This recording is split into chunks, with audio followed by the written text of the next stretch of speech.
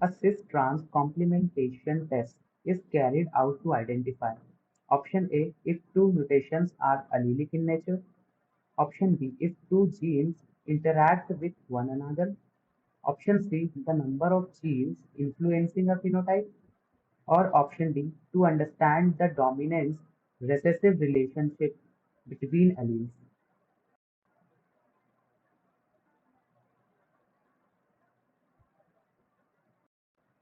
So the correct answer would be option E. A cis-trans complementation test helps determining whether two mutations occur in the same gene or in different genes. If two mutations complement each other in trans configuration, they are likely in different genes. If no complementation occurs, the mutations are likely in the same gene.